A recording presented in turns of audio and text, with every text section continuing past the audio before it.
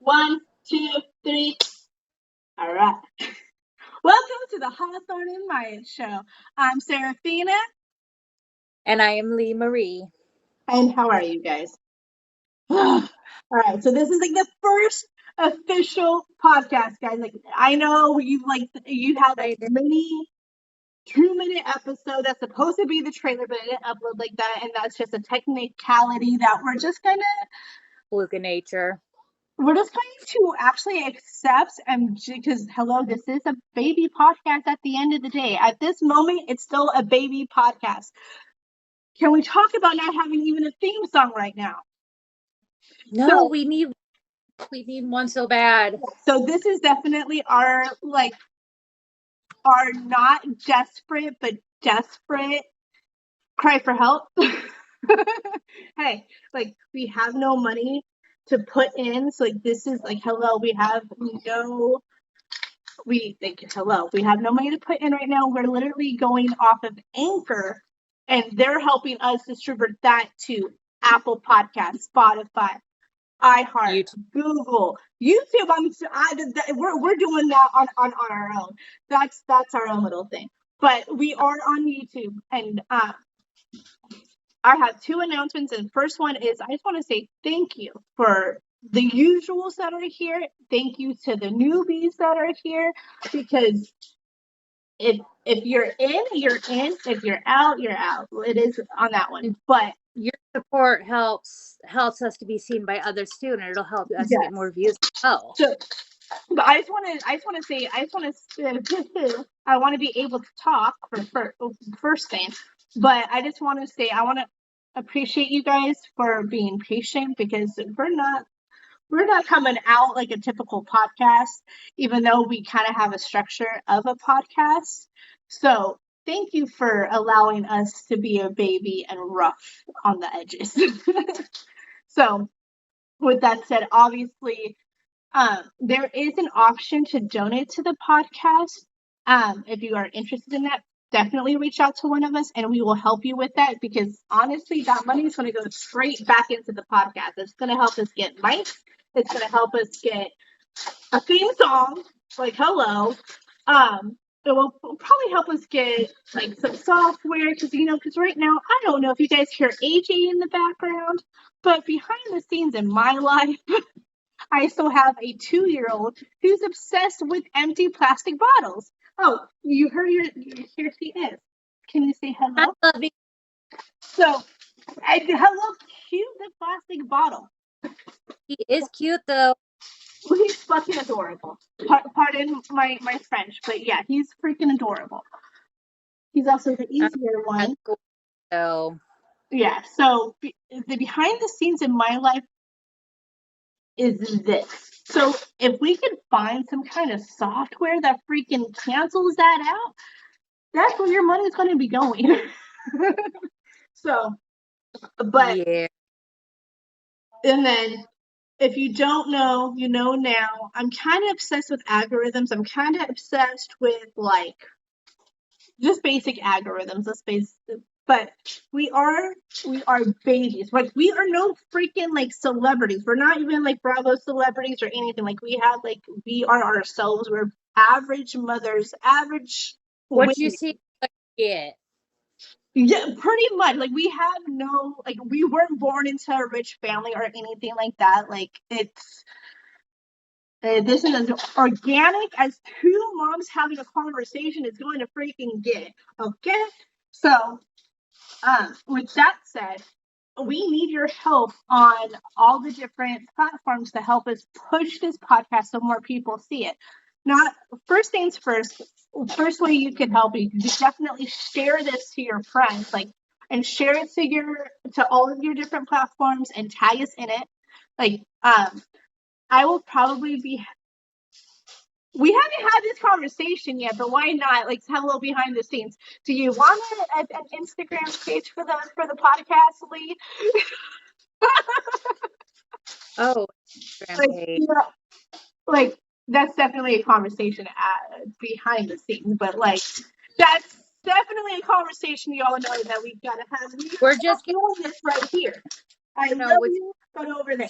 Okay. time, we in your support and your help, that'll really help us get to where we need to be so that we can offer more to you guys than just Yes. this. So with that said, in this caption, I will definitely have our Instagram names in the caption so that you can find us on Instagram. Because right now, it's just you're gonna have to find us individually before we like come together and have like an official Instagram podcast. This is the official podcast, Sarah Fina. Page. But an account. Yes. So, share it, tag us in it so we can see it, because that will be freaking amazing. And then, yes, if you're watching this on YouTube, hit like, subscribe, and freaking leave comments. That helps us get pushed. Okay. If you are on our Apple Podcast, give us a 5-star, give us 5 stars plus a review, which, from my understanding, is like a comment on the podcast. Please. We all love comments over here. The algorithm loves comments because it's a heavier footmark than just hitting like. I just want to freaking say that, okay? Okay. And then on Spotify, I'm not quite sure, but I heard that all you have to really do is like hit download. So hit download if you're on Spotify. So those are pretty much the announcements. So, okay, so if you haven't seen the trailer, if you haven't really seen anything, our basic structure, or whatever you want to call it, of this podcast is going to be, if we have announcements, we will do them, and then we'll go into a mommy check-in, and then the badass women of history moments. So we're going into the mommy check-in. And let me ask you, Lee, how has your life been since you decided to do a freaking podcast? Because I got it's been a struggle. Like, I've had a lot of things come up, whether it be a job issue or a medical issue, or something's going on with the girls. I mean, it's been a lot to handle, and to be quite frank, I've really looked forward to doing these with you, because it's like my time away from reality, and I get to do something that I enjoy and like I love. But it's funny. I mean, I was having a conversation with someone, and I told them, as busy as I am, as crazy as my plate is, adding this has kind of calmed me down. It's like Maya's feather in Egyptian mythology. It balances. It like here, add more to the plate, and all of a sudden you're calm. Like, what's the actual front door, right? So, on my end, I said it in the last episode, but I am a network marketer. I'm not ashamed of it, but I'm not gonna flood this podcast with it, okay? Like, that's not what I want this to be on my end. It'd be about network marketing. But with that said, I want to be proud of the career that I'm building, so I will be talking about it in a very proud aspect, I guess, is that's the right way. Because hell, I am a Capricorn. We like to work. Like, we got like a freaking work ethic. I think that's why the podcast calms my little butt down. But anyway, so network marketing career-wise has kind of been behind. And on top of everything else, my sponsor has kind of like introduced us to a new way of working the business that you're not doing the hustle. Because like, okay, here's the thing. Network marketing has a bad like reputation of like those cold messaging, the hey girl, hey, the being very transactional, like, hey, give me your money. Like, that's how you always feel when you get a hey girl message. Like, oh, it's give me your money, right? Well, I've always hated that part, but I've always loved the blessings that this opportunity gives. Like, for a stay-at-home mom, you could be here in front of your kids. You're seeing your freaking 2-year-old running around in his jammies with an empty water bottle, happy as a freaking clam watching Blue's Clues. Okay? Like, that is the situation. Blue's Clues is awesome. I don't care what anybody's if you weren't recording a podcast, you could be with no bra. Like, it's a cool blessing besides all the other things. But like, what I liked about it, you could help people. And if you haven't realized by now, I kind of like helping people. So that's always been intriguing. So it's like, I've been behind on that because I've been so focused on the podcast. Because it's exciting. And I have tunnel vision. And who knows if I have autism, spectrism, whatever, like my son. I could be on the spectrum and have no idea. And I've been kind of doing research, and I think I might be. That's definitely for a later episode. But yeah, like, right? are you kidding me right now? This is not happening. I love you very much, but can you play with something quieter, child? You know what? Here, I pet him, but here is a quick moment. Hey, you know what? Play with a makeup sponge instead. It's not the most ideal thing, but it's quieter than a freaking empty water bottle. And I want to apologize to anyone and everyone who has listened up until this point and had to deal with that. Try coming up with a thought during that. I can't do it. So, yeah, behind the scenes of Sarah Fina's life, you just got a glimpse of it. So, okay, like right. Okay. I had to stop the tape for a minute because you saw me. You got this, Mama. I had to give him food, and I changed it to his other favorite cartoon, and now you're going to hear Blaze instead of Blue's Clues. And I do not own the rights to any of this YouTube, Spotify, Apple, iHeart, Google, Anchor. I don't. But let me be a freaking stay-at-home mom and keep a kid entertained, please. Hey, it's the mom. What can you do? Huh? It's the mom life. Yeah, and on that note, and I see your coffee cup, I need mine, so hold up. Yes. Okay. So, I think I left off before the drama hit, so my sponsor, she is pretty much reprogramming us right now to drop the typical network marketing hustle. Like, you gotta go, go, go, go, go, go, go, go, go, go, go, and you practically forget about your family, basically, or you don't sleep and you just cause a lot of unhealthy habits, basically, either for yourself or for your children, for your marriage, it just layers on top of everything, so like I said, I am a strong believer in the blessings that this opportunity comes with. That, like, hello, I can build a dream house if I choose to do that with the money that I'm going to be making, So it's like that kind of stuff excites me about this industry. Like, not only do I get to help a bunch of women and make an impact like that, but for myself, I get to make my dream house. Like, I could either buy a fixer upper if I want, or I could go from like buy land and go right with zoing, and boom. Sometimes you wish it was like that, but it's not. But if only. Dream. I'm wearing the Sanderson sisters, okay? It's like and we're talking about freaking like witch trials today. So, wait, like.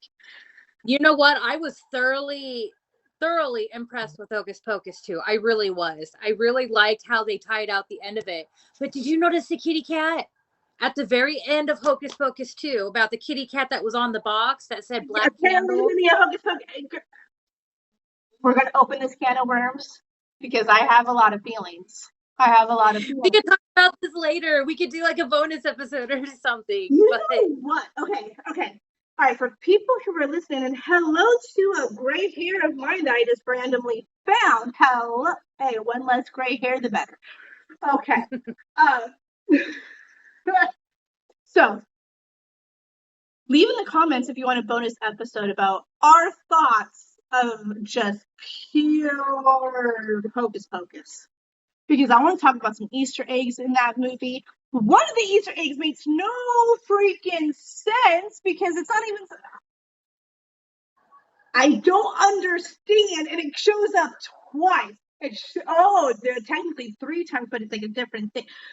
We cannot open this can Anyways, well, without even people commenting. I've already decided we are doing a bonus episode. Okay, so we might. Are you off this weekend? yes. Well, that's when we're recording this shit. Hello to the excitement. Hello to the Salem coming out. So, we will.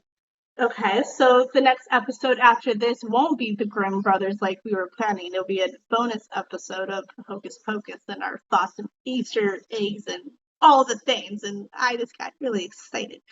So, yay. Well, that's also giving me another excuse to watch both movies. Exactly. 'Tis the season, woman. Yeah. So spooky. Yeah, I know. Oh God, I know. I'm telling you, like I said before, this podcast is giving me so much freaking life. It's giving me a lot. You know, that's a really true statement. It's giving me a lot of life because I really have to balance out life right now. I have to balance out when I'm going to give time to the business and learn the new way of life, basically, that my sponsor Jessica is teaching and passing on to us. I got to learn how a podcast works and how all of this, and you and I have to schedule this together on top of everything else. Kids, husband, I have to feed myself. Like, I have to remember to eat. Like, just now, I'm like, oh, I'm hungry, going up, but I can't eat right now. How many moms talk themselves out of not eating? Do not be afraid, because I am here to raise my hand to say I forget to eat. Like, I have to drink a certain kind of coffee that gets me hungry because it makes my stomach scream so freaking loud that it's like, oh, bitch, you better go and shove something down your throat right now because hello to the acid. Okay? Ugh. But that's just been my week. Okay, so that's our week. It's been kind of chaotic. Y'all kind of experienced a little behind the scenes. So the second half of a Hawthorne and Myatt episode is going to be the badass women of history, right? And okay, so we love Hocus Pocus. I'm wearing the freaking Sanderson sisters. You can't sit with us over here, okay? Like, you just can't. You can, but who knows what could happen to you.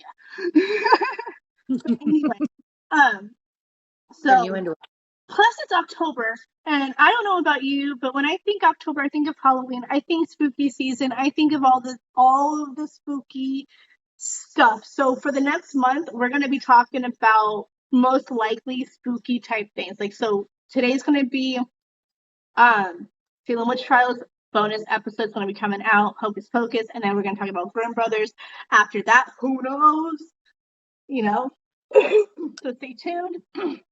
So, and then November, should I tell them my idea?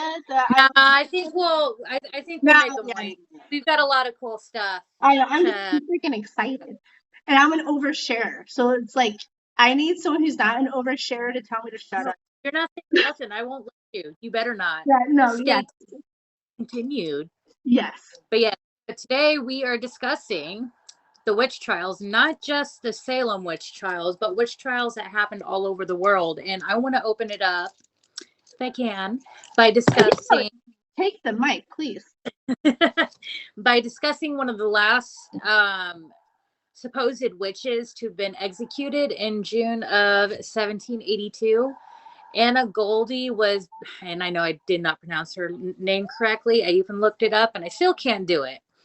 But she was born in Senwald, in Senwald, Switzerland, and there wasn't really much known about her childhood, but at one point she was pregnant, she had a kid. The kid the kid died. I couldn't tell if it was like a stillborn or whatever, but the kid died. And at that time period, this is like, oh, the early 1730s. So she was like 50 something years old when she was executed. But at this time period, there's a lot of superstitions going on with, witch accusations all across Europe, and not just Europe, but at this point here in America with the Salem Witch Trials. Which I will go in later in this episode because there's a lot to unpack there, and there's a lot to unpack. So, yeah. Yeah, and one of the things that I've noticed, that I've looked at several women and men actually that were accused of witchcraft, and a lot of the commonality that I found is not just power within the Catholic Church, which I am Catholic. I know not everybody believes that. I admit, there's times in church history where we're not the people, Be proud. Right, but whoever you are, people, honestly, if you're Catholic, be proud. If you're Christian, be Catholic. If you're a lover of the universe, be proud. Okay, be proud. As a human being in general, yes, I'm taking responsibility and saying, yes, we messed up. We didn't always handle things the way we should have, because at that time period, they didn't know what we know now. They weren't, I don't know what you call woke as people are today. But yeah, so a lot of the commonalities that I found through my research with several people, especially with Anna Golding, is there's a power struggle, like a political power struggle for land, for money, for property. And at one point after the baby died, she went to go and work for a Johann Jacob Tschudi. If anybody knows how to pronounce that, please let me know. I just don't want to butcher it. He was very well known in the community. Yeah, he was a physician. He was a judge. He was, he worked in Glarus, which is where I believe Goldie was tried and beheaded. And now she had, especially with that time period and trying to figure out why her first kid died, people just assumed it was like a superstition, that she was a witch, or she might have poisoned a kid or whatever, and that kind of thing. And especially in that time period, word travels faster than what people think, so that's going to follow her. So as it's following her, no one really knows what made Johann Jacob accuse her, but at one point there was like pins and needles found in his kids' food. And then when she was dismissed, it still continued, but the kids became even sicker.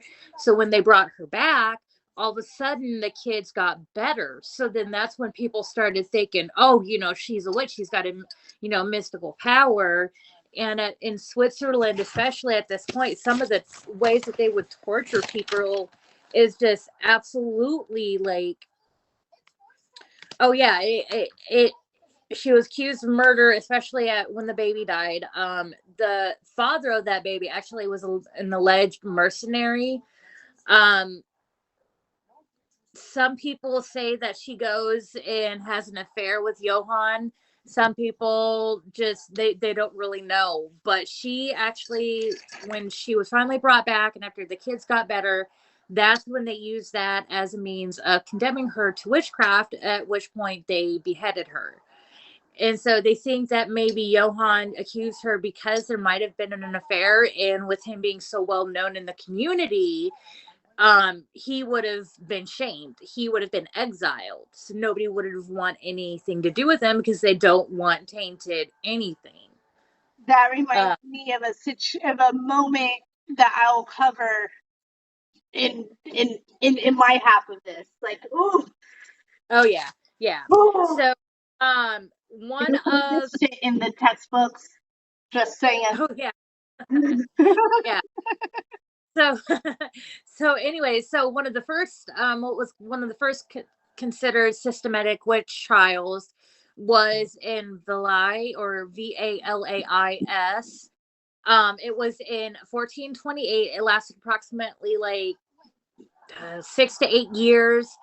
There was almost 400 people that were killed or people that were died. This being in Switzerland, it was in Switzerland, that's right. With it being in Switzerland, one of the laws that they had is they had to have 3 people accusing them. So if you go back to Johann, he had his kids, he had his wife, he had him accusing her. So she's just considered like she's screwed either way. And oddly enough, one thing that I found interesting, that it wasn't women that were mostly killed and tried in the witch trials in Switzerland. It was actually men. And some people That's an interesting change from my research. I will definitely note that right here and right now. were thought to be sweet, submissive, all meek and mild and timid and not talk out, not talk back. We were very, very constricted, and we had no proper way of expressing ourselves. And with the men, part of it, we kind of felt we had no right. And yeah, we and now we're just now breaking that barrier of like, we have a right to say what we feel and what we want in life. So yeah, and we've come a long way, ladies. We've come a long way. That I'm assuming is werewolves. Is that a lot of the men would treat? Yeah, I can't remember what the term is. I think it's like Lugaroo or something like that. I don't know if you're familiar with Blood and Chocolate, the movie. I love that movie so much. Me on that movie. That is a good movie. So but yeah, no, you're so sister if you know that movie. Was when the lore of werewolves began. So mostly were burned at the stake. Some of them actually, and it's kind of disturbing, this is like my possible trigger warning, is they would have gunpowder in bags around the victims' necks, especially if they wanted it to get over quick and easy. So when that gunpowder would explode, that person would just be done for, which, I mean, I don't think you want to sit there for hours or however long. It's a brutal way to go, but at least the human itself isn't there suffering, because because they're just saying pain wasn't as efficient as we thought. No, they didn't have a lot of access to like morphine or painkillers back then. And that's something else that I thought was interesting too. Another aspect to it is that I don't know if you're familiar with the show Outlander, but I've seen. I feel like at least ever sees this. If you ever want to go on a date with me, I will gladly accept. Just please bring your Scottish accent. What is our first conversation? I have a crush on that guy. He is my favorite. Him, Johnny Depp, and I'm not gonna lie, Elon Musk, only because of his intelligence. Well, I don't know why. It is something about, it's not his age, it's his intelligence that I'm attracted to. I know he does a lot of he does some stupid stuff too, but that dude's smart. He knows what he's doing. I will very Elon that he is smart. He's eccentric. He has a lot of talk around him. So for me, it's hard to believe what's true about him. But I will take it to my grave that is his brain is he's got Asperger's from what I understand about him, which, my brother has Asperger's too. So like the whole autism spectrum and with what you deal with, I get it. But I didn't realize. It makes me wonder if I have Asperger's, because it's like when I started network marketing and I was research, I'm like, I love this research thing.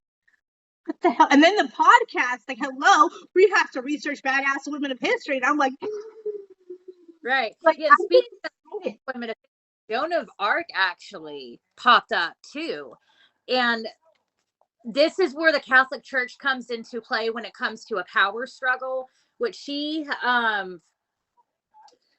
if it was strictly political reasons, I believe the Catholic Church wasn't. Yes. Okay. So she was convicted of hearsay, and she wasn't killed during the trials, but was accused of witchcraft for strictly political reasons.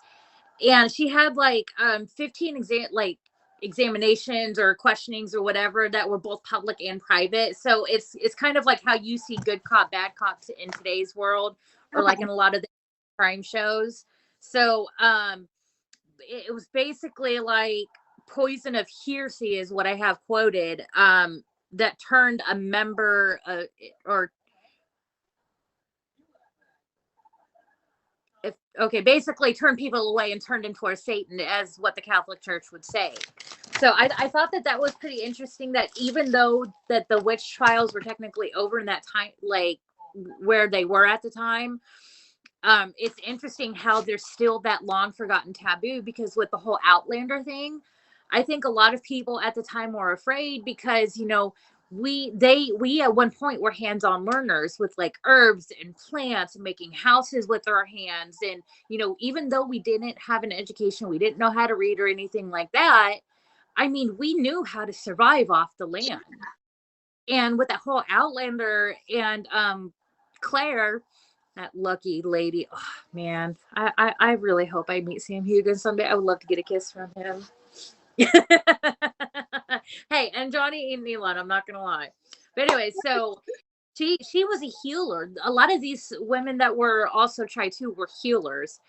And there was one trial in Bamberg that it lasted from 1626 to 1631. 1,000 people were accused and 900 were burnt at the stake. So in some of these places, I do believe, like especially with high numbers like that, I do believe that there was a lot of politics involved, a lot of land grabbing, just downright dirty, like midnight move. Just yeah. My side, you'll see when I go into the Salem Witch Trial and I unpack that, you'll see it in a different way, where it makes you think like, is this a political situation or is this witchcraft situation? Well, and there was also one theory that was thrown around in that time period, and I did a little extra digging. There was actually what was considered a little ice age starting in 1300 AD to 1850 AD, where it was widespread cooling of, I think it said like 3.6 degrees Fahrenheit. There was a lot of crop famine failures, population decline. There was at least a couple different stages from 1290 to the 1400s. And then there's not an exact date in the 1500s to 1645, as well as 1715.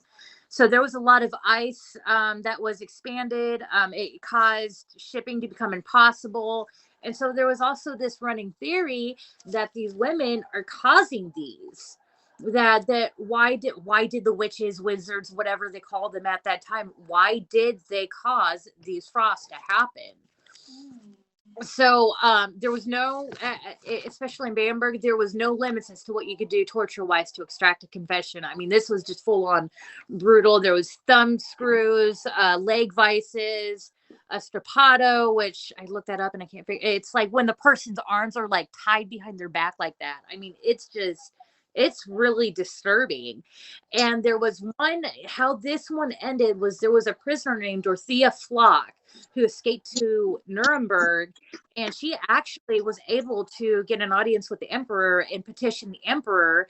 And at the time, there was a prince bishop that was like kind of leading all of this, actually got removed after it was discovered that there was a lot of land grabbing as well.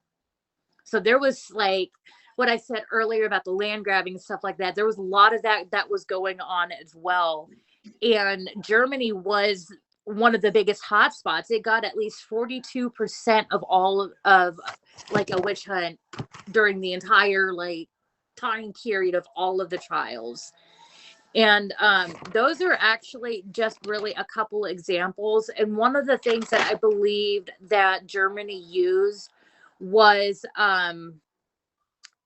Malleus Maleficarum. I don't know how to pronounce it. It's called, translation is Hammer of Witches. It was written in 1486 by a Dominican friar of Johann Sprenger Heinrich Kramer. My apologies if I mispronounced it. There's 3 parts to it, so it's divided in separate sections. One is their existence, where it came to be. 2 is how witches use, and this is like geared more towards women. I kind of feel like where the whole prejudice against women kicks in, which is using their sexual deviancy, like their bodies, their curves, their roots, all of that we are, and our powers of seductions to like convince people to join their side. And then the last part was a guide on interrogating witches through like torture confessions, sentencing. There was a lot of male dominant views. So it was a major patriarchal society at that time. And a lot of the scapegoats that were found were like those really on the fringes of society, the poor, the beggars. There was also, I'm sure that there was some political figures as well. So let's see. I believe the Dorothy Witch Trial was the last record, like conflicting records of last trial, so it's not entirely accurate as far as time frame, but there was a village, like 2 villages next to each other. There was an investigation of sorcery, and 14 women were accused of using magic on a nobleman's wife at the time. 3 women that were tortured, they ended up dying, and then the remaining victims, or the remaining women that were left over, they were burnt and killed at the stake. So a lot of this, there is a lot of political motivations behind a lot of these trials. But I think it's also important to recognize that at that time they are dealing with things that they did not know how to explain, and this was knowledge that they had was either God or, hey, I want that nice piece of land. Yeah. Then you have the witch trials over in America, which I will go ahead and let you take over. Okay, so should I just unpack softly or hit you hard with it? Because it's with your best shot. Right. Well, growing up, I remember we talked about it a little bit in school for like a split second. And then I remember being so intrigued with it that my mom bought me like this big fat book on the Salem Witch Trials that like is basically a textbook because it's small and tiny font. Like I tried reading it for fun and going, I can't do this. I can't. Like this is a textbook. Like that. So I've kind of always had an obsession with this trial. And when Discovery Plus actually did a 4-episode special on this whole thing, and most of my notes, I'm going to say, comes from that. So like if you've seen it, a lot of this is going to sound familiar. If you haven't seen it, here's a not a blow by blow, because I had 4 episodes that are an hour long, 4 hours. Like how am I going to regurgitate 4 hours to you, right? Like I'm praying I could get this done in like 20 minutes, no more than 30 minutes. Like when I wrote my notes / script, I even recorded myself reading it out loud just to make sure. And it's under 30 minutes, but I'm just curious, now that it's showtime, what's going to spit out. All right, so this will most likely be an episode that's over an hour. So thank you guys right now for listening. I appreciate you. And let's unpack the Salem Witch Trials. I don't know about you, but I thought it happened for like 5 years. I remember it happening for like a good 3 to 5 years. But in reality, no, it only happened for 1 fucking year. Pardon my language, and I need to be careful with my language when I get passionate like this. Yeah, no. From 1692 to I need to stop saying 19 And you have no idea how hard it was to physically write notes because I kept writing 1962 and going, huh? 1962? Oh, 1692.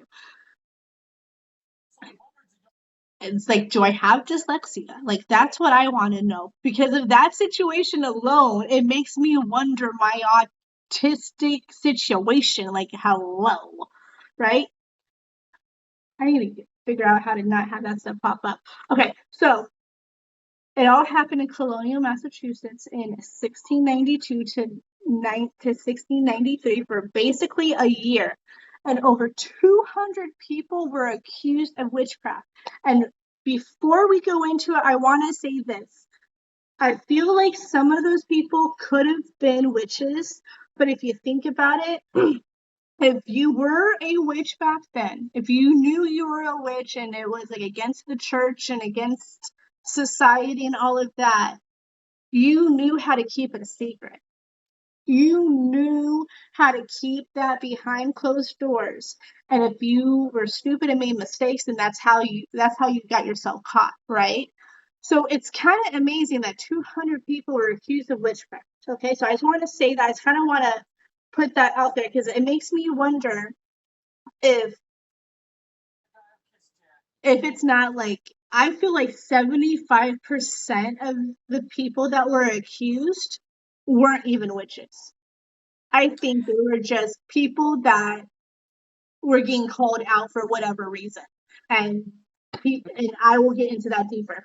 So this all started basically in 1688 to 97 when the what was it? The French war completely destroyed upstate New York, Nova Scotia, and Nova Scotia. So a lot of those refugees went and moved into Sussex and Salem Village, especially Salem Village, like that. And they started to kind of colonate with the locals there, and that started to piss off the locals. And why is he crying? Okay, so mom life. So why is it my start to talk?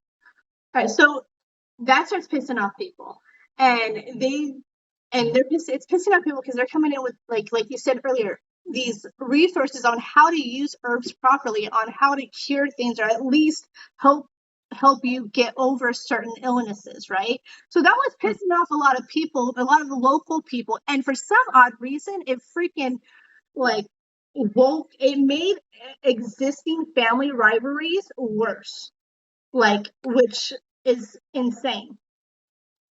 And what started all of this is one of the people that came over was a Reverend Samuel Parrish. But mind you, he wasn't even like a minister to start off with. He just came into this town and like claimed to be a lawyer, not a lawyer, you know, reverend. And let me just tell you, the locals already were like, this guy's a scam. Like, this is like the devil. Like, he is insane. They thought he was greedy. He was rigid. He was all the things. Okay. So, like, they were already not liking him, but yet he was the minister. So they had no one else to answer to when it came to like church. And let me tell you, in Salem back then, church and studying the Lord and, and studying the Bible was a freaking huge deal. They did it on multiple times of the day. They would start their morning with prayer.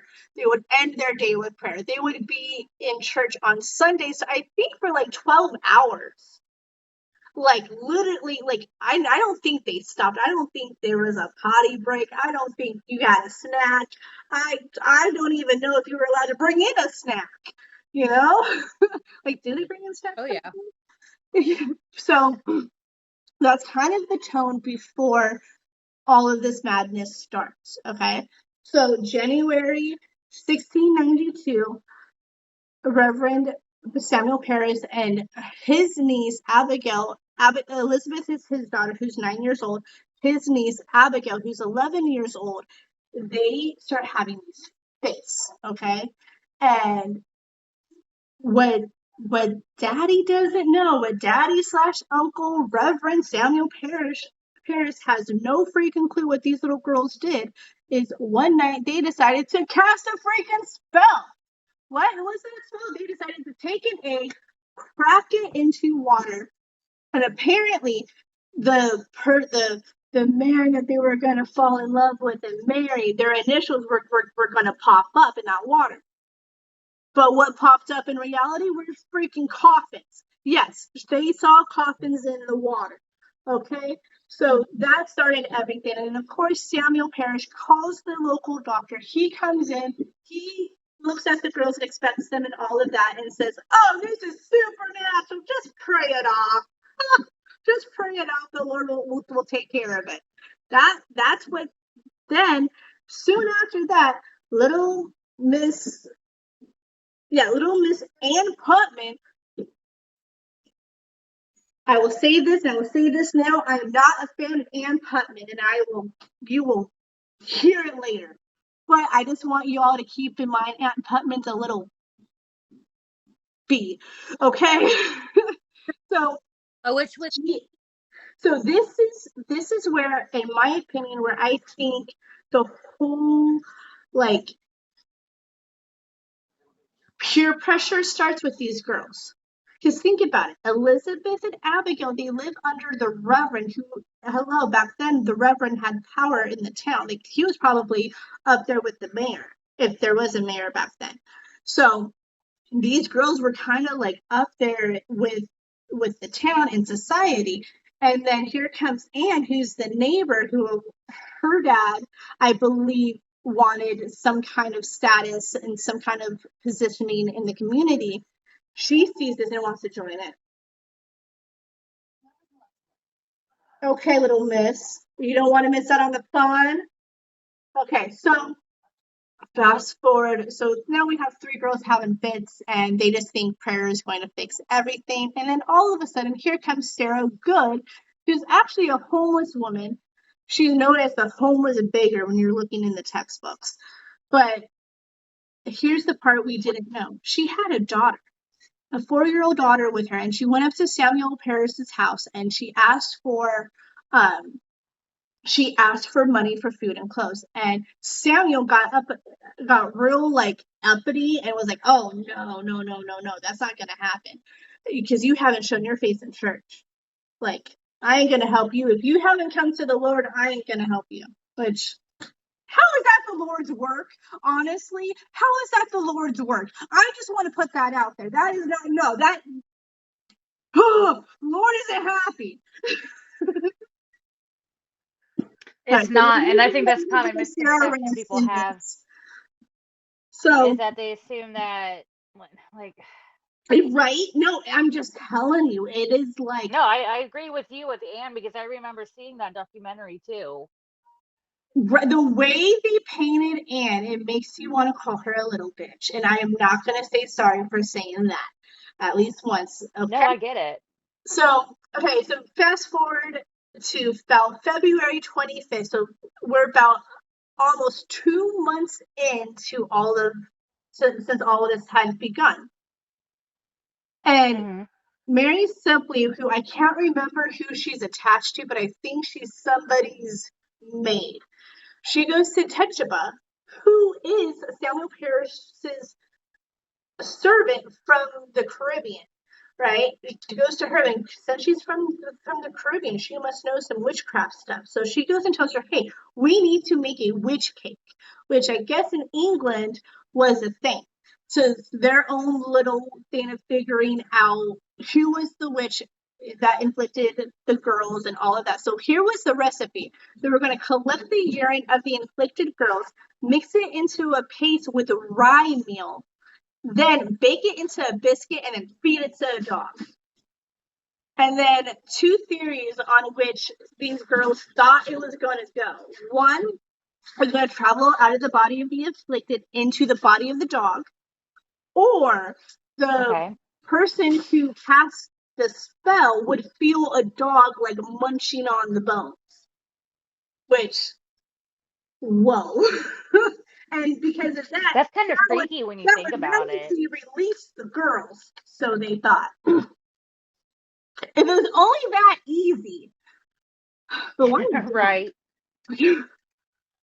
So, all right. So we're going into a few, we're fast forwarding to a few days.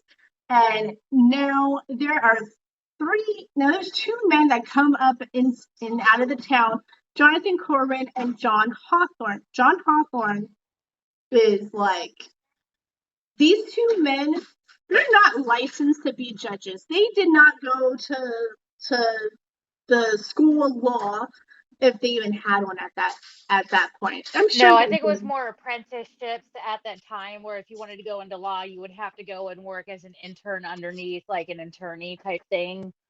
Yeah, So, but they didn't go through the process to get licensed, like, so they just went right. along, like, like if they had TV, I'm sure they would be sitting there watching freaking Law and Order 24/7, right? So they were like, Hmm. oh, we are gonna bring these three women in. So they're like, something's going on in the town. We got to get under control. Oh, excuse me, to the coffee burp. So they bring in three women. They bring in Touchaba, they bring in Sarah Good, and then a woman we haven't even seen yet, Sarah Osborne, who they both fit like the stereotypical image of a witch. Plus, Touchaba being Caribbean and being very dark skinned because she is Caribbean, automatically they assume she is a witch. So now we have three women. March 1st comes. And these three women, they're brought into court. Both Sarahs claim to be innocent, but Touchaba quoted, "The devil came to me and begged me to serve him." She explained the visions of black dogs, red cats, and these last two are the most important in all of this, is a yellow bird, and a man in black who wanted her to sign the book, which they claim it to be like the devil's book. She admitted to signing the book and claimed that other witches were planning on, she saw other witches in the book that had already signed and they were planning on destroying Salem. So, and of course, like anything else in the world, that started paranoia. All right, so March 9th comes along and the fates are spreading all over town, and they believe that it could, like I said, this is part of the peer pressure of all the adolescents. And out of fear, Samuel Paris sends his daughter. And why is he doing this right here? I love you. Oh, brother, Lord. Go over there. I love you. Okay, so they're spreading all over town. Mr. Reverend Samuel Paris is paranoid about his daughter's well-being, so he sends her away. So there's her escape go. She gets sent away to a friend's house in a nearby town, and Salem calls for the whole town to come in. They do fast and prayer, but here's the thing: Samuel never once freaking questions why this is happening to him. Like, he never once questions, like, oh, why is this happening to me? Like, is there a lesson in this? Like, have I done something wrong that the Lord is teaching me a lesson? Like, that never crosses his mind. He automatically, immediately thinks it's the devil attack type situation. So, and then Miss Little BITCH Anna Putman Jr., here she is.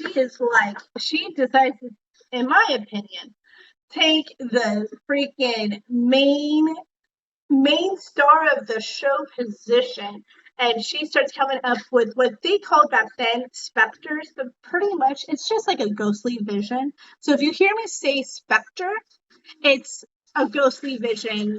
It's, I don't know how else to explain it. So she starts seeing the ghostly vision of Martha Corey, who doesn't have the stereotypical look of a witch. She's the first one that has not been a stereotypical witch, and she's highly respected in the town. And this is a shock to everybody when she does that. And in her vision, she claims that little Miss Martha Corey is going to come back to her.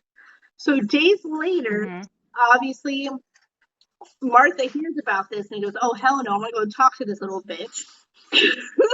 And wants to have a heart with her. And goes, "Okay, why are you doing this?" But and had a different motive and goes, oh, no, I am going to go into a fit. And yes, she is a witch because I went into a fit, right? Well, and she even claims to see a yellow bird in Martha's hands while she's in the middle of this fit. And what does her father do? What does Thomas Putman do? 5 days later, goes and files the claim that she is a witch. So now 4 women are caught. All right, and like I said, things are getting really freaking weird. Like now, a well-respected woman is getting called out, and Samuel didn't know what to do, so he calls in a fellow Reverend Dorrit Lawson in hopes of like guidance and advice and all of that. And he delivers a sermon while he was like this. His first week in, he delivers a sermon, and of course the girls go into their fits, and he cannot stay on track. And they blame the fact that Martha was in the audience. That is why the girls had a fit in the middle of the Reverend giving the sermon. Like, what? Why? What was Martha doing? Did she give you a biscuit that didn't have salt, so it tasted like shit? Pardon my language. This is simply because of my language. So the drunken sailor in me comes out. Hello to Jack Sparrow in me. Oh, to have Jack Sparrow in you. Oh man. Okay, there's a little bit of. So what was these kids' end game then? Really, like. Honey, I dated a Johnny Depp impersonator that would sometimes talk dirty to me in the Jack Sparrow like accent and talk pirate to me, and I would just close my eyes and fantasize about the real Johnny. And yeah. So where was I in the story, Lee? Where was I? You were talking about how the fact that Martha Corey was in the audience of the church during the sermon. That's why the girls acted out. And so they started acting out, and yet again they claimed to see a yellow bird. And so it comes down to the day that Martha is in trial. Mind you, these beginning trials are they're not the actual trials yet. This is like the pre-trial to like pretty much confirm, like, are you a witch or not a witch? Like they bring the evidence against the person and they come down to the conclusion, are they a witch or not a witch? I just want to clarify that because I didn't realize that there was 2 separate trials in this whole situation. So so Martha's in her thing, she's claiming to be innocent, and then her freaking husband stands up and says, no, she ain't, she's a witch. When she prays in tongues. What the actual, like, here's your ring back, right? Are you serious? One of those, like, okay, we're done. Like I'm done with you. If I was a witch, you're turned into a frog. Like, and how old was Martha Corey? They never say, but in the documentary, she looked older. So I want to say, like, 40s. Like, in her 40s. Because they were both older. And you're in front of your computer. So as I go into this, go ahead and look that up. So, and at this moment, as the husband is testifying against her, the girls go into their seizures, and she was 72. 72. Oh, hello to 30 years off. She was 72, guys. So she was up there.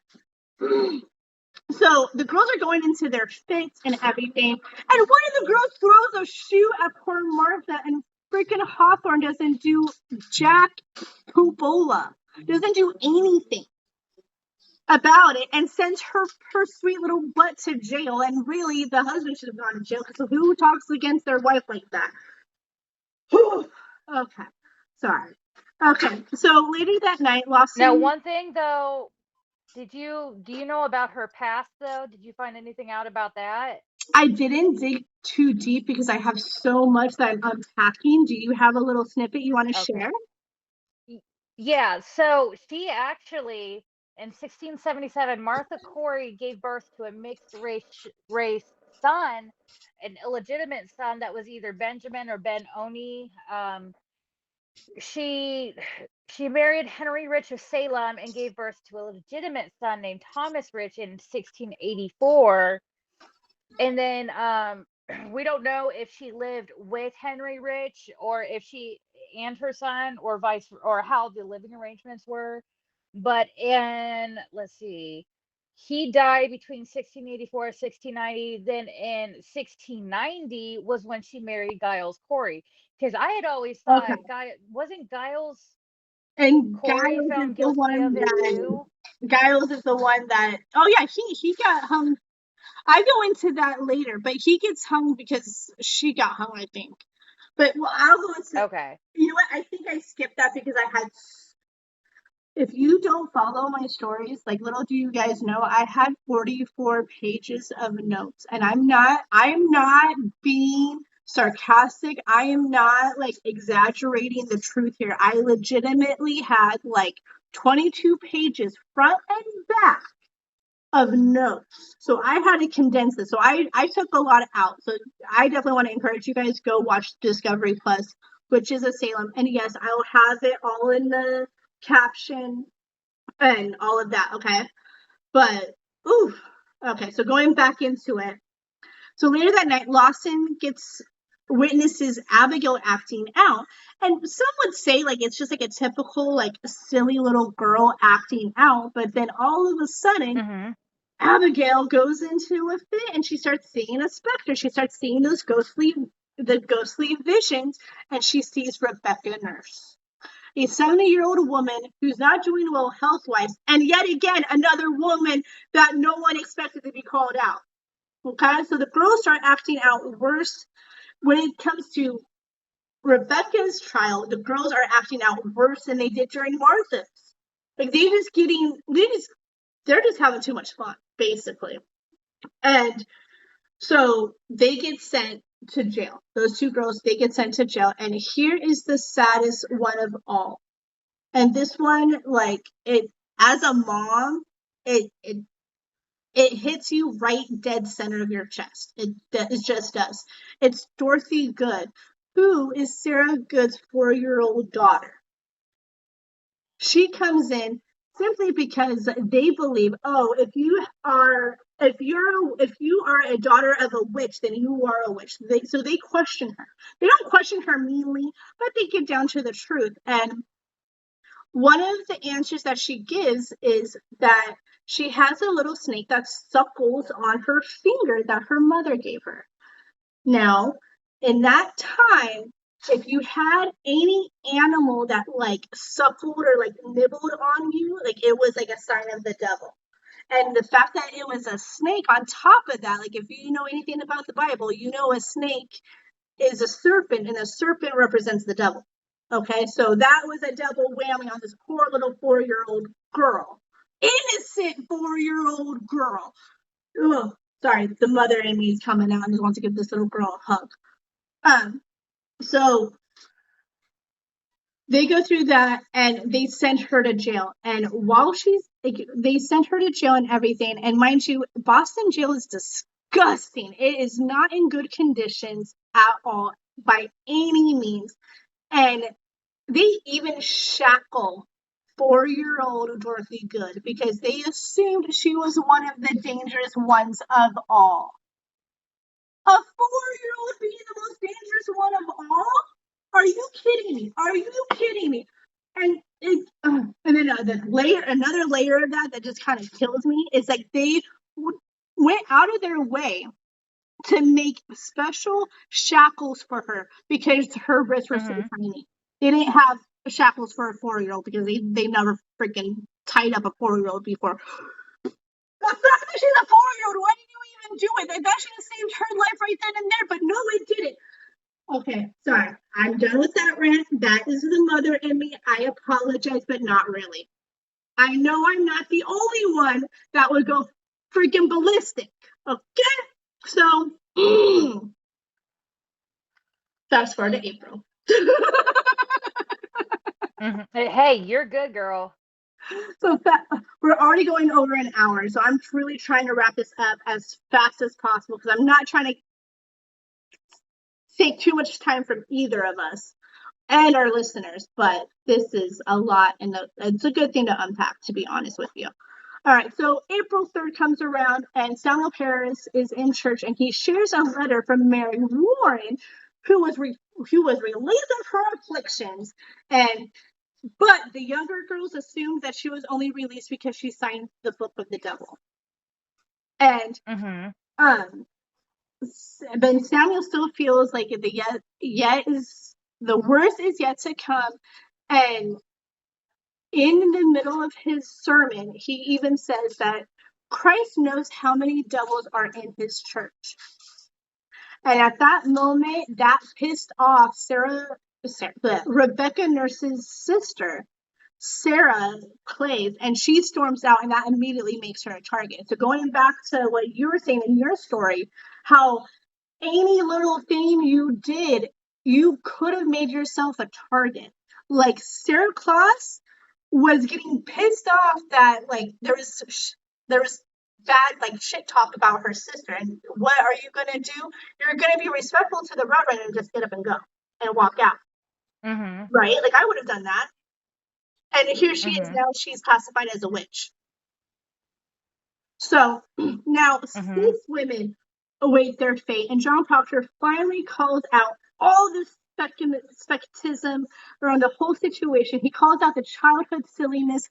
He says that the girls are acting out and they need to be corrected. He even admits, and mind you, John Proctor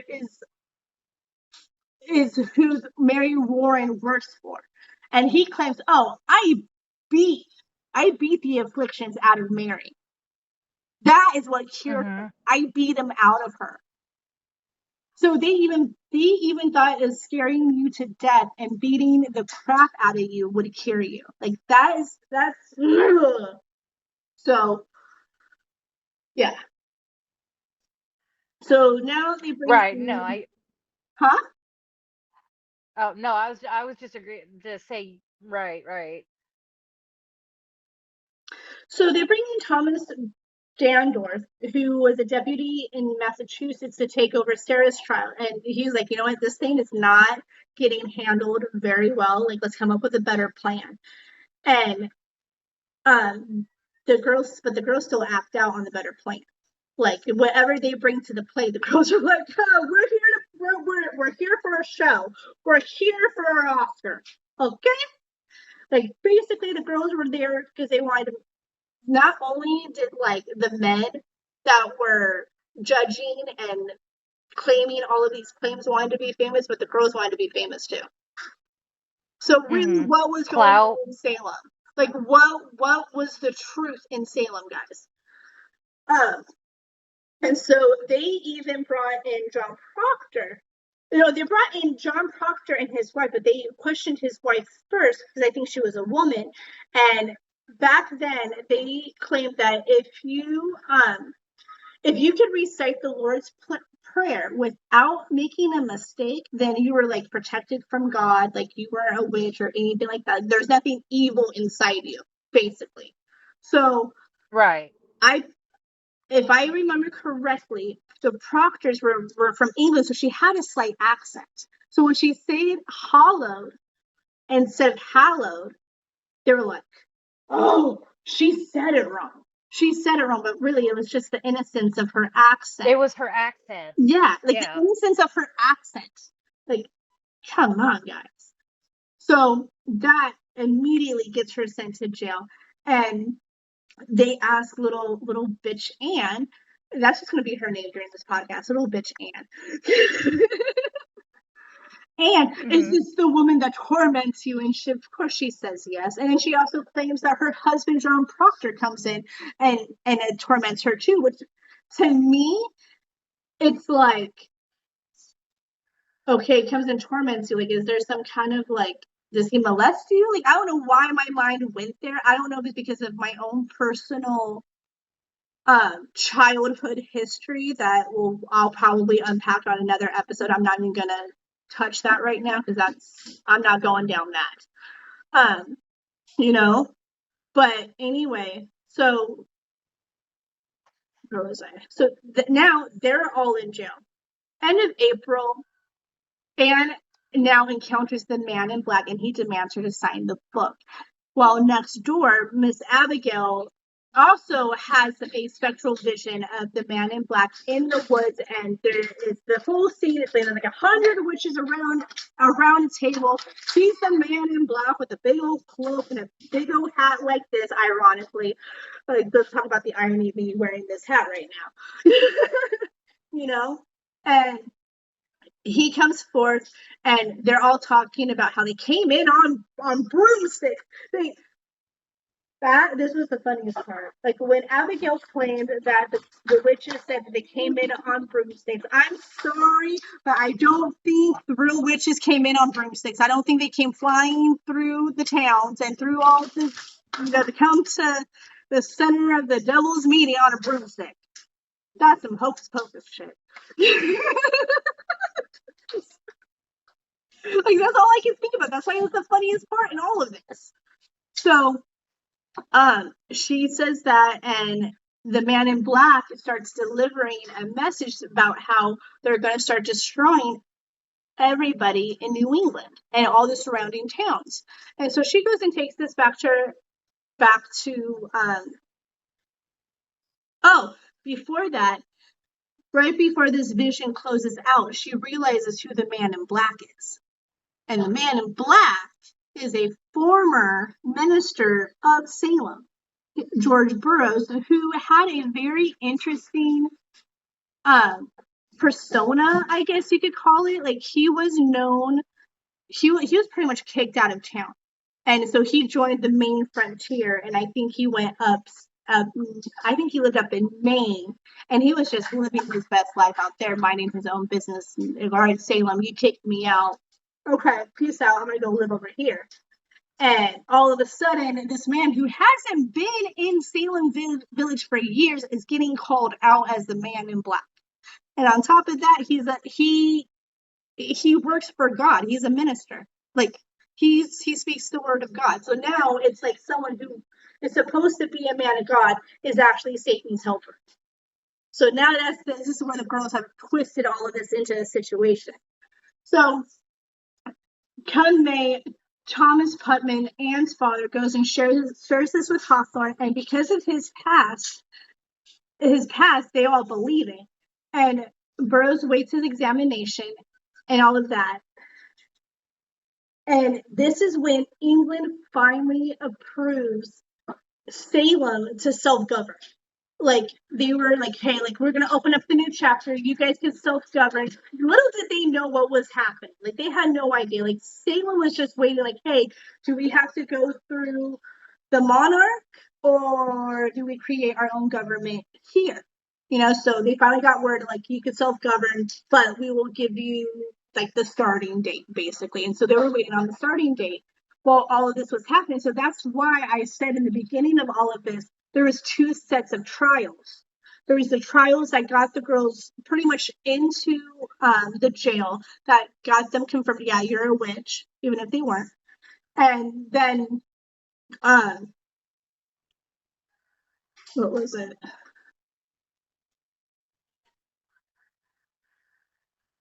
Yeah, so that's basically, and so during all of this, while this is happening, while they're going through the first semi-trials, the freaking Boston jail is getting overpopulated, big time.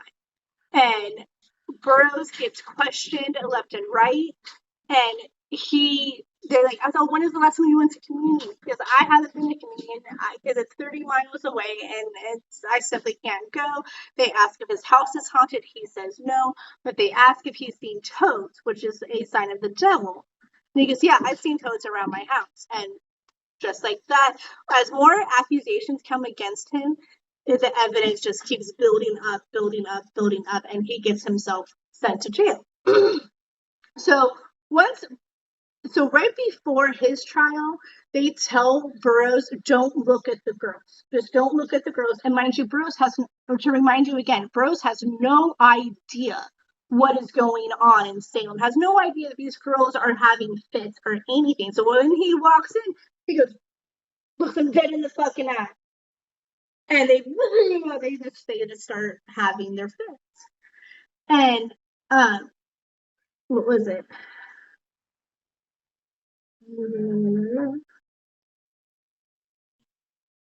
And it's getting to the point where the courts start asking him questions that he can't answer, and it just keeps getting worse and worse and worse. And he pretty much gets sent to jail. While this is happening, 20 more villagers are, over the next 2 months, Mr. Thomas Putman sends in 20 more people into jail. And to go back to the political side, or like, you just want to call people out to call people out, Thomas Putman, if you wronged him, he would call you a witch. Like, and he would claim the file against you. So if you went against Thomas Putman, like, you would find yourself in jail even if you didn't deserve it. Like, if you cut him off walking down the street, I'm sure he filed a claim that you were a witch. Like, come on, Right. you know. So, at this point, the first person dies in jail that due to the conditions of just being nasty. And mind you, I did not say this earlier, but you even had to pay for food and board while you were in jail. Your family had to bring you food and clothes and pay for room and board.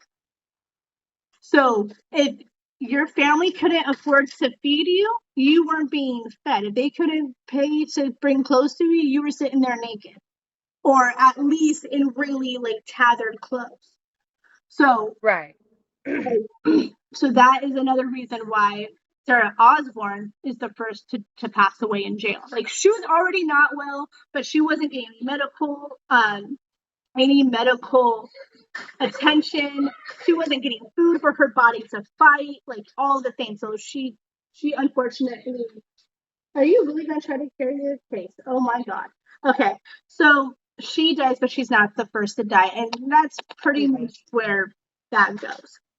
All right, now Governor Phipps returns from England, has no idea what's going on with the new chapter, about the new chapter that's about to take place, and he sees how disorganized the whole situation is, and he appoints William Sutton as Chief of Justice, aka top witch hunter, which he loved that job. He was one of those men that was like, yeah, let's get these women. Like, hear, I'm a man, hear me roar type bullshit. Right? And so they're into this, and now that Governor Phillips is here, and that they can finally practice the new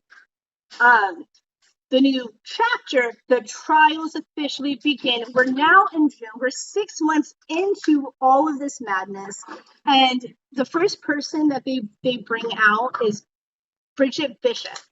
And she was recently accused at this point, but she was rumored to be a witch for over a decade. And she ran a tavern where young people drank, so that wasn't a good look for her either. And the moment that doomed her for the rest of her life at this point is, okay, so they were taking her from the jail to her actual trial, and they were walking past a church, and all of a sudden a ceiling board fell. And they're like, oh, she's a witch, she did it. And that pretty much sealed the deal. And not only did the girls have their moment in church of having their hysteria moments, but in her house they also found these little puppets, which is pretty much a voodoo dolls. And they're like, okay, all right, done deal. But unfortunately, she wasn't going to be hung for another week. So once she got hung, this was going to be the first hanging. So the anticipation in Salem was on haywire. It was crazy. It was insane. And people came from all over to see this. Even children came. Like, which I'm sitting here like, what kind of sick parents are these? Like, are these the same kind of parents that would sit and watch Criminal Minds in front of their kids? But I don't know if I would like physically let my kids see this. So I don't know. But like I said, times were different.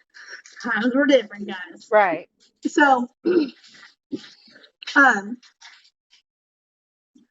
so the anticipation was really thick and everything, and they finally hang her. And unfortunately, like I said before, hanging was not an efficient way to go, guys, because these people, a lot of times their necks did not snap right away.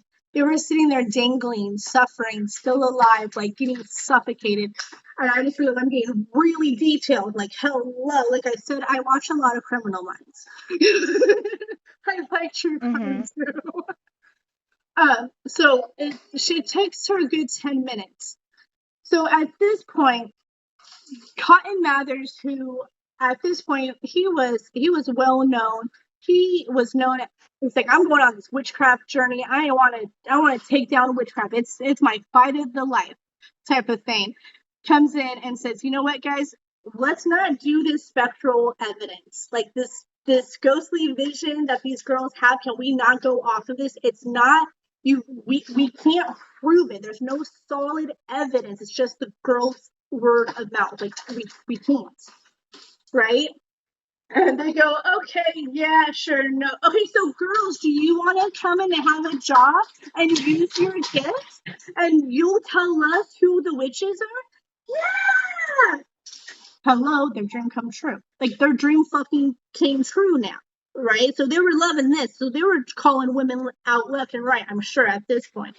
So now 5 more women come in, and now Dorothy Good's mother, Sarah Good, comes in, and they actually ask her to do the touch test. And they would ask the inflicted girls to go and touch Sarah Good, and if they ended up, if their fit stopped or something, then they knew that they found the witch. But for some odd reason, there was some quote unquote powerful force that couldn't make them walk up to Sarah Good at that moment. And for them, that was good enough. But mind you, that wasn't the English law of taking care of witchcraft in trial. They needed to have 2 kinds of evidence. They needed to have either evidence of 2 different people at the same event, or hold on, what was the other one? I had it. I thought I could remember on the top of my head, but no, I can't. Okay, either you were to confess, or there's been 2 witnesses to the same event. So they weren't following the rules at all.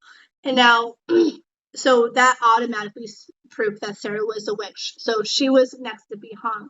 Now, the first well-respected woman to be called out, Rebecca Nurse, comes in, and she lucked out and somehow got 39 leads to like say, no, she's not a witch. She's good. She's this. She's that.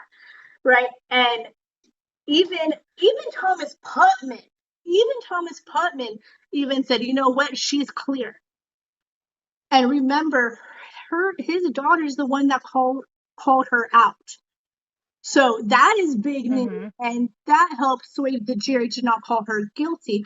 But here's the thing, the girls lost control again as soon as that was decided. And they saw and made the jury go over the evidence again, and they dug deeper on something that she said, and they asked her about it. And because she's going deaf, she couldn't hear it. So she didn't answer, and that was enough for them to send her to the gallows, basically. Now it is time for George. We're in July. It's time for George Burroughs to be on trial, and that is probably the most anticipated one because that's the man of God who wants to take down the church. Like, hello.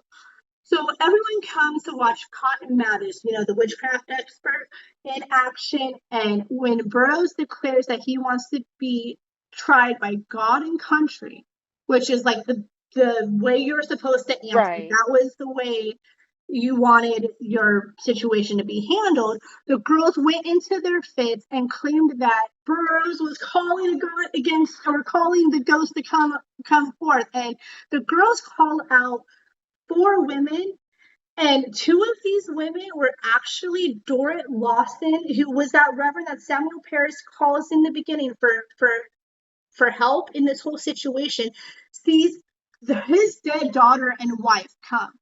And they basically go and make a dramatic scene that Dorrit was the one that killed them.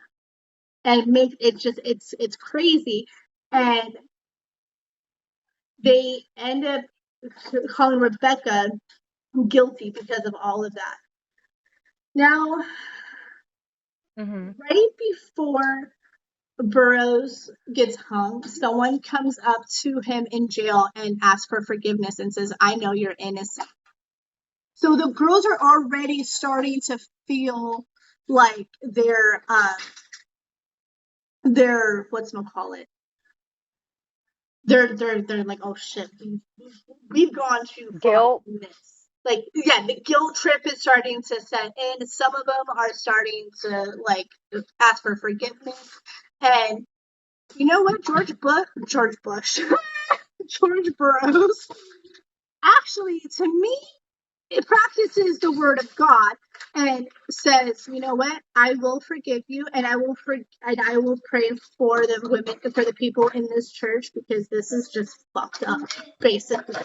So towards the end of September, so that happens, and and so the fast forward to the day of his hanging, he gets to the gallows. They put the noose around his neck, and this dude freaking recites the Lord's Prayer perfectly. And what did I say before? If you recited the Lord's Prayer perfectly before that, you were protected by God, that you weren't a witch. Well, now everyone is questioning everything, but they still hang him, because that was the order. And that starts everyone starts questioning it now. And there is a moment where the girl starts to realize that their days are numbered after that, because they're going by and they see a random girl walking down the street and they start having these fits. The driver that's taking them to where they have to have these like spectral visions doesn't do anything, doesn't even stop, doesn't do shit, and is like, whatever, girls. And as they're passing, the girls stop and they're like, oh shit, our days are numbered. You know? So at this time, yet again, Cotton Mather says, can we stop the freaking ghostly vision evidence? Can we stop this shit? Like, this is bullshit. Hello to the lot of cussing right now. So they finally stop. October comes in, and poor Government Phillips sees no end to this, and he starts to question if London should be called. And they start noticing that there's a pattern in who the inflicted are calling out. And here's the pattern. Weren't likely suspects of witchcraft. Like, they didn't have like the stereotypical look of a witch. These people were also had prominent positions in society. Like, they were up there in society, or they were important men or women of means that had political connections to Boston. So, like, if you were a person of power, people were trying to take you down.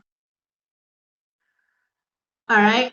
So, in one of the last, how this all ended, Government Phillips and John Hale's wife gets called out at that time. And these two men are like, oh, what? Our wives? Like, what the hell are y'all doing? Right? And so at this point, Government Phillips like, oh no, we're calling London now. Like, London Bridge. London is called, basically. So they go through and they say what's going on, and they end the freaking trials indefinitely. Just right then and there, like, it's a whole, like, everyone now can be released. Like, no one else is a witch. Like, everyone move on with your life, type of thing. And of course, who's pissed off about this? William Sawton. He's fucking pissed off because his fun's taken away now. Typical man, right? So January, basically, now we're hitting a year later, and pretty much the damage has been done in Salem. Remorse is slow to come, and if you're one of the ones who was accused of witchcraft, your life was changed forever. And literally over the next few months of the new year, 150 accused witches were released, but the ones who couldn't pay the fee had to stay. Like, imagine that, right? Some families, they had to sell off cattle, their property, and even some of their goods to just pay off the debt to get their loved one out of the house, get out. And many that were released never recovered from the trauma. Like, they were like mentally disabled. One of the ones that was mentally disabled was little Dorothy Good. Her father ended up taking care of her, because if you guys remember, her mom did get hung. And at one point, her father actually wrote a letter to the government saying, hey, I need compensation. I need financial help because Dorothy can't take care of herself. Like, she literally cannot take care of herself like a human should or can, and they Right. grant that. And then Cotton Mathers, Mr. Witchcraft expert, he loves this and writes a book about it, becomes a bestseller, like hello, and it's pretty much propaganda about the whole situation. And he pretty much he was like cha-ching. All right, and then Mary Wilcott and Mary Lewis, they both got married. They were some of the inflicted girls. Mary Warren disappeared. Abigail Williams, who was the niece of Samuel Parrish, she never recovered from her sanity, unfortunately. And then little Annie bitch Putman. What did she do? This. Years later, she finally made her fucking apology to her. And she even claimed that these people were innocent. I should not be tapping the table when recording this. But she blamed it on the devil herself, because she's still blaming it on the devil. She's not taking fucking accountability for her actions of being a shady little bitch. She doesn't want to take accountability of that. She just wants to blame it on the devil. Like that, for them, that is how easy it was. And then the last person I want to talk about is Mr. Samuel Parris. What happened to him? What happened to Reverend Samuel, Mr. Dickhead? Yeah, what did happen to him? Well, he is actually one of the few men that actually felt guilty about the whole situation and how it was handled. So, kudos to him for finally coming to the light, and honestly, it was Taking responsibility. Like God took him, Jesus take the wheel situation, and he came to the light and he was like, oh shit, right? Like, I did wrong. But when his wife passed away, that was enough for him, where he was like, I'm done with Salem. I'm done with the ministry. Peace out. I'm moving out of Salem. But here's the thing. Mr. Dickhead still had dickhead ways and left Tituba in jail. What the actual fuck? Sorry. Like, I'm sorry. No, that's just messed up. He just basically Paris was the one that was guardian of these kids, right? No, he was just the kids that were accusing others, and the uncle of another. He was the reverend. Okay, yeah. Sorry, I'm having an ADHD No, moment. you're good.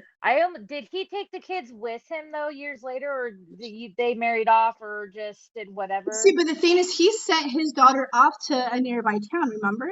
So I don't know if once the wife passed away, it was like, oh shoot, I have a daughter. Like, I forgot, I'm a dad. Like, who knows? Like, that wasn't said in the documentary, and I could have done deeper research, but you knew how much I was like trying to cut all. I kind of wonder though if he just wanted to just wanted to get rid of the kids. I mean, maybe, I don't know. I think, honestly, this is what it was. He was just trying to be a man of God. And because of the girls having fits, and they blamed it on supernatural because they couldn't explain it. So supernatural was the next best thing. So he went into this witchcraft mindset, gotta fight this off my town thing. I have a feeling the girls would see their fathers and their uncles meet up, talk about the hysteria, and they would just add to it because they were poor little girls. That's what I think it is. Right. I mean, they didn't have a lot to do. They're in church for how many hours a day? And I love church. I'm sure people right now are how are these badass women of history? I want to say this. This is an example of what a woman could do. Like, a woman could be shady. Like, before we get into the goodness of a woman, I just want to remind people that they could be shady as hell. Sorry, I had a cough. Whew, I had to get that one out. But just showing the shadiness that a woman could be, and that's not a badass. That's don't be like that. But Yeah, don't be a douche canoe.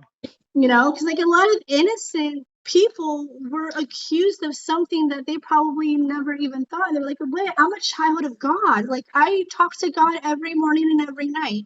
Like how They're probably really confused as well with everything that had been going on. Like they don't even understand how it got to that point. Yeah. But okay, we have been here for a good minute. We've been here for a good minute. I unpacked a I gotta go to the bathroom and my kids are gonna be home soon, so and I gotta I go can't get wait. I miss ready my soon. baby. So with that said, everyone stay tuned for the bonus episode of Hocus Pocus because apparently we got a lot to unpack and we got it. Yeah. Yes, we need to definitely discuss Hocus Pocus because that's actually what we originally were going to plan for this episode to be about. But this was Hocus our idea. Pocus. We have to honor the idea for a second at least. And it's October, so it's like, Oh yeah. But okay, on that note. But yes, thank you so much for joining us. We Yes. really appreciate your support. And as always, click like, subscribe, share us, comment, review, help us get out there more. We love you guys a lot. And yes. And thank you. We look forward to this journey. And thank you for listening to a long episode. And who knows if they're going to be this long? I don't know. But if you at this point, I'm not surprised. I know you'll listen. So I'm not too worried about it, but I will say we are going to keep it goal to an hour. But every once in a while, when there's a lot to unpack, you got to allow the time to unpack it, guys. Like the Salem Witch. Yes. Okay. On that note, we got to go back into mom mode. We love you guys, and yes. Yes. All right.